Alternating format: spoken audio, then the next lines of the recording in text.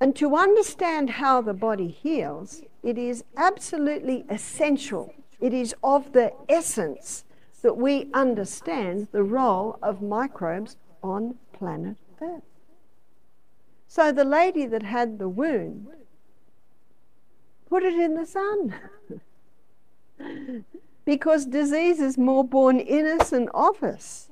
It's better for her to put it in the sun and stop her coffee and her Dr. Pepper and go to bed early and eat nourishing food, because the healer in the human body is the blood.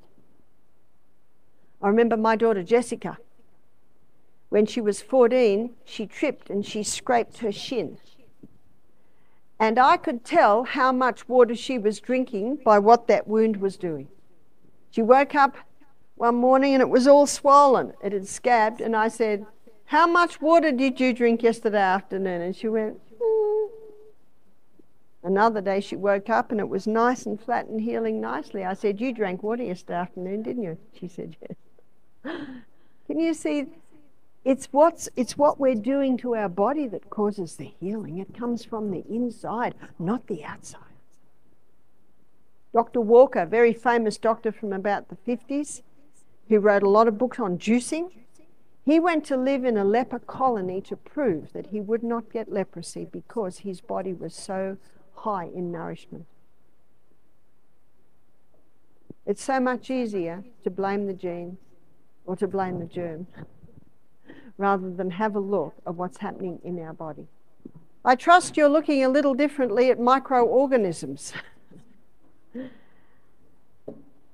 If you think about it, if it wasn't for the microbes, there'd be so much rubbish on the planet, we wouldn't be able to walk on the planet. In fact, I think in America you call it trash, is that right? We don't call it trash in Australia, we call it rubbish. When I was a nurse, I didn't live a very good life, and I'd often get bronchitis. You see, I'd got bronchitis as a child. And whenever I got bronchitis, my mother would take me to the doctor. He would give me some cherry-flavoured syrup, and I would have to take a spoonful 3 times a day. What was that? It was an antibiotic. And they had a lot of sugar in it so that I'd eat it. And you know what sugar does? It kills off our white blood cells, which are an important part of our internal army. Why was I getting bronchitis? I realise now I had a dairy allergy. That's one of the most common causes of a child having bronchitis, ear problems, asthma, is an allergy to dairy. So then I'm nursing, I'm not living or eating very well, and I get bronchitis. I start coughing up yellow lumps, so I go straight to the doctor. He gives me antibiotics. And within a few days, I'm feeling a little better. What is an antibiotic? Alexander Fleming, 1929, he's growing bacteria in flasks in his laboratory.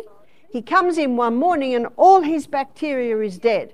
And he knew Newton's third law of motion: to every action there's an equal and an opposite reaction. Why was his bacteria dead? He began to investigate around, couldn't see anything that might have done it. He noticed that near the bacteria, in its flasks, there was an open window. The sun was shining in because it was early morning, and there was a heavy dust on the rays of sun coming in and settling on his bacteria. He began to investigate more, and he found that the dust was coming from the next story. There was an open window, and in the open window there was a plate of fruit. In the plate of fruit there was a mouldy orange, and the dust was coming from the mouldy orange down, settling on his bacteria and killing it. He called the mould penicillium. He called the mould waste penicillic acid, and that penicillic acid is the penicillin that we know today.